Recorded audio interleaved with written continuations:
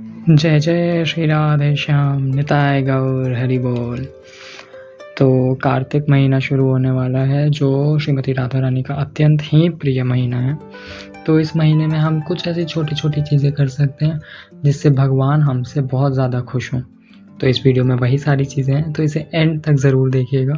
इसके बीच बीच में शास्त्रों से उठाई गई कुछ बातें हैं जो आपको सुननी चाहिए, जिससे आपको कार्तिक महीने की व्रत करने की और निष्ठा प्रेरित हो। जिससे तो बहुत छोटी छोटी चीज़ें जो हम सब कर सकते हैं, उससे शुरू करते हैं।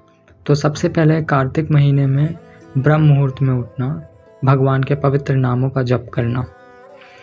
दूसरा है दीपदान करना। दीपदान मतलब भगवान श्री विष्णु, श्री हरि, कृष्ण, राधा रानी, इनके मंदिरों में या इनके श्री विग्रह को दिया दिखाना। जो भगवान केशव को प्रसन्न करने के लिए दीपक अर्पित करते हैं, वे इस मृत्यु लोक में पुनः जन्म नहीं लेते। कार्तिक महीने में जब भी कोई दीप अर्पित करता है तो उसके लाखों करोड़ों पाप पलक झपकते ही नष्ट हो जाते हैं। कार्तिक मास में दीप अर्पित करने से सूर्य ग्रहण के समय कुरुक्षेत्र में स्नान करने या चंद्र ग्रहण के समय नर्मदा नदी में स्नान करने का फल प्राप्त होता है।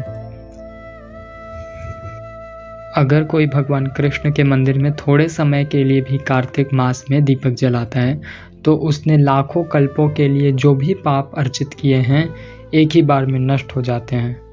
किसी के जीवन में भले ही कोई मंत्र न हो, कोई पवित्र कर्म न हो और कोई पवित्रता न हो, उनके जीवन में भी कार्तिक मास में दीपक अर्पण करने से सब कुछ सही हो जाता है। और ये सब मैं नहीं बोल रहा हूँ, ये सब पद्म पुराण, स्कंद पुराण, भविष्य पुराण आदि आदि ग्रंथों में लिखा हुआ है। दूसरा है हमें हमारी तुलसी महारानी को दीप अर्पित करना है, तुलसी सेवा करनी है। तुलसी सेवा कैसे होगी?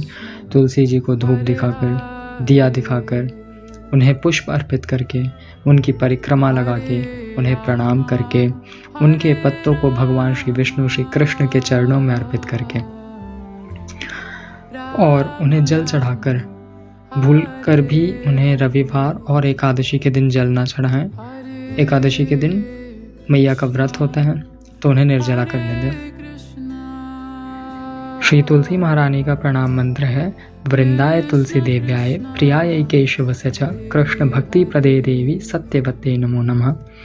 इस मंत्र का जप करके उन्हें रोज प्रणाम करें, उनकी परिक्रमा लगाएं। उनके परिक्रमा का मंत्र है यानी कानी च पापानि ब्रह्म हत्यादिकानि च तानि तानि प्रणश्यन्ति प्रदक्षिणः पदे पदे। मतलब जिनकी पद पद परिक्रमा लगाने से हमारे कल्पों कल्पों के पाप नष्ट हो जाते हैं, यहाँ तक ब्रह्म हत्या का भी पाप नष्ट हो जाता है, वो है तुलसी महारानी। अब तीसरी और भी सरल चीज़ है हमारे पास, वो है अधिक से अधिक हरिनाम जप। हम सबको पता है सतयुग में भगवान तप से रीझे थे, उसके आगे के युगों में यज्ञ, विग्रह सेवा, और कलयुग तो केवल नाम आधारा। हरे नाम एव केवलम कलौ नास्तिर एव नास्तिर एव गतिरन्यथा।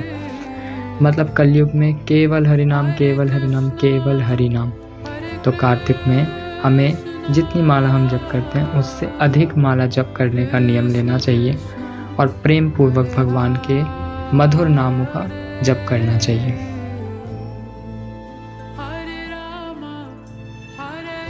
कॉन्शियसनेस को नीचे ना गिरने दें, व्यर्थ के चीज़ों में हमारा समय बर्बाद ना करें, रात में भी कम सोएं और जितना हो सके भगवान के नामों का कीर्तन करें, जप करें, श्रीमद् भागवत का पाठ करें। और अगर हम ये सब नहीं कर पा रहे हैं ड्यू टू एनी रीजंस कि हम हॉस्टल में हैं या हम फैमिली में हैं और डिवोटीज़ नहीं हैं, तो हम ईयरफोन लगाएं और साधु संतों की वाणियाँ सुनें, उनके मुख से श्रीमद् भागवत सुनें। अब कुछ चीज़ें हैं जो हमें रीड करनी चाहिए, इसमें कुछ प्रेयर्स हैं। जैसे ये प्रेयर है षड गोस्वामी अष्टकम। इसमें वृंदावन के 6 प्रमुख गोस्वामियों से हमने निवेदन किया है कि हमें राधा रानी और कृष्ण के चरणों में समर्पित कर दीजिए। दूसरा है दामोदर अष्टकम। ये तो हमें दीपदान के वक्त अवश्य पढ़ना ही चाहिए और ये हर जगह होता है दामोदर अष्टकम, क्योंकि ये पूरा महीना ही दामोदर महीना है। इस महीने में ही मैया यशोदा ने भगवान को उखल से बांध दिया था।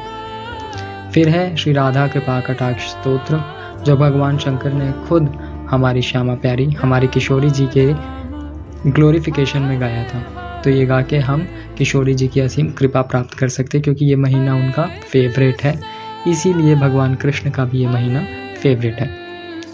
इसके और आगे जो चीज़ें हैं वो है गोपी गीत। अगर हम चाहें तो गोपी गीत रोज़ पढ़ सकते हैं, या अभी एकादशी इस पे पढ़ सकते हैं। इस महीने में गोपी गीत पढ़ना अच्छी बात है, इसका बहुत फल होता है। या फिर आप गोपी गीत घर में लगा सकते हैं, खुद सुन सकते हैं, अपने फैमिली मेम्बर्स को भी वो सुनेंगे तो उनको फ़ायदा मिलेगा। तो इंद्रेश उपाध्याय जी हैं, उनका बहुत अच्छा गोपी गीत है, तो आप वो लगा के सुन सकते हैं। फिर जैसा कि मैंने कहा, साधु संतों की वाणियाँ सुनना, हम प्रेमानंद जी महाराज हो गए, विनोद दास जी बाबा जी हो गए, या और भी जो भी भगवत चर्चा कर रहे हैं, वो उन महापुरुषों की वाणी हम स्पीकर पे बजाएं और सबको सुनाएं घर में, क्योंकि इन महापुरुषों की वाणी से ही सबके हार्ट में चेंजेस आ सकते हैं। ज़्यादा कुछ हमें करना ही नहीं पड़ेगा। एक बार अगर कोई सिद्ध पुरुष, कोई भागवत कुछ कह देता है तो वो हमारे अंदर बात घूमते ही रहती है। तो हमारी कॉन्शियसनेस को बेटर बनाने के लिए बहुत इम्पॉर्टेंट है कि हम डेली भागवत श्रवण करें, वो भी किससे? जो वैष्णव है, केवल उन्हीं से। नॉन डिवोटीज से हमें कुछ भी भगवान के बारे में नहीं सुनना चाहिए, क्योंकि इसके पीछे उनका अपना सेल्फिशनेस होता है कि इससे उनको व्यूज़ चाहिए, ये वो। पर महापुरुषों को ऐसा कुछ भी नहीं है। फिर है शास्त्र अध्ययन। आई नो कि श्रीमद् भागवत एक बहुत पका हुआ फल है, इसको पचाने के लिए हमें एक गुरु की आवश्यकता है, पर हम ट्राई कर सकते हैं कि हम भागवत जैसे किसी से सुने, और फिर किसी से मतलब वैष्णव से, उसे रीड करें, या फिर चुपचाप इसकी रीडिंग का भी ट्राई कर सकते हैं। ये बिल्कुल उतना टफ नहीं है, इसकी हिंदी पढ़ने से हमें थोड़ा थोड़ा तो समझ में आ जाएगा, और जितनी बार हम रीडिंग करेंगे उतनी जल्दी इसके सारे जो सीक्रेट्स हैं वो हमारे आगे ओपन होते रहेंगे।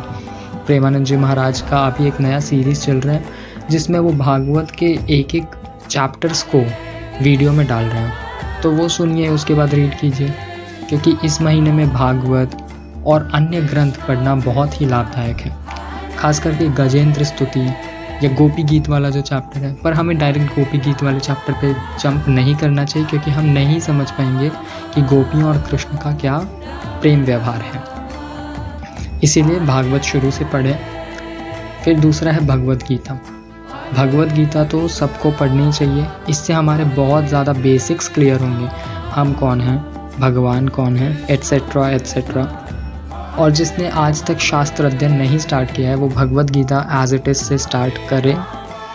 डेली कम से कम 4 श्लोक पढ़ें, तो इस महीने में नहीं भी तो आप 1-2 चैप्टर तो ख़त्म कर ही लेंगे, और एक बार आपको पढ़ने की आदत हो जाएगी तो आप पढ़ते रहेंगे और कंप्लीट कर देंगे। मैंने भी जब स्टार्ट किया था तो भगवत गीता से स्टार्ट किया था, और कार्तिक के महीने में ही स्टार्ट किया था।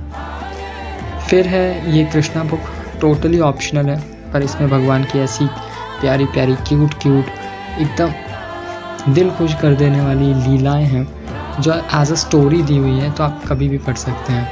सोने जाने से पहले पढ़ रहे हैं, या पढ़ के अपने घर में कोई छोटा बच्चा उनको सुना रहे हैं, तो ये सब आप कर सकते हैं।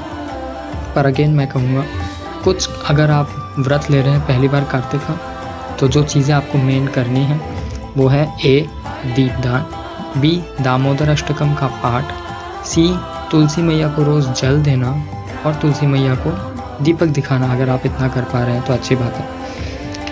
फिर है ज़्यादा से ज़्यादा हरि नाम जप। ये 4 चीज़, और 5वीं चीज़ है कि हम हमारे खाने पे ध्यान दें। कार्तिक महीने में हमें क्या खाना चाहिए, क्या नहीं खाना चाहिए, इसकी भी एक प्रॉपर सूची है। इस महीने में प्याज, लहसुन, नॉनवेज, इन सब से तो हमें कोसों दूर रहना ही चाहिए। और भी चीज़ें हैं जैसे शहद, तिल का तेल, हींग, बैंगन, राजमा, उड़द दाल, करेला, तले हुए खाद्य पदार्थ, इन चीज़ों से हमें थोड़ी दूरी मेंटेन करनी चाहिए। और ज़्यादा अच्छी चीज़ तब होगी जब आपको कुछ बहुत प्यारा है, जैसे चॉकलेट, और अगर कोई अभी तक कॉफ़ी चाय ये पी रहा है वो, तो आप कार्तिक महीने में ट्राई कीजिए कि वो अवॉइड करें, और बोले कि ये मैं अवॉइड कर रहा हूँ भगवान, आप मुझसे खुश हो जाओ। तो हमें सब कुछ भगवान की सिर्फ प्लेजर के लिए ही करना है, और आप ये करेंगे तो आपको खुद खुशी महसूस होगी। और चीज़ें जो आप कर सकते हैं, थोड़ी मुश्किल है, वो है धामवास। बहुत ज़्यादा मुश्किल है बहुत लोगों के लिए, पूरा महीना बहुत लोग रह लेते हैं, पर हम जैसे पापी लोगों को बुलाते ही नहीं भगवान। तो मौका मिले तो 1-2 दिन के लिए जाइए और वहाँ पे भी भगवान के श्री विग्रह को दीपदान कीजिए, यमुना महारानी का दीपदान कीजिए, आचमन कीजिए। और कार्तिक महीना पूरा होने के बाद किसी वैष्णव को या ब्राह्मण को जितनी हो सके जितना आप कर सकें उतनी दक्षिणा दीजिए और अपना व्रत समाप्त कीजिए। हरे बोल।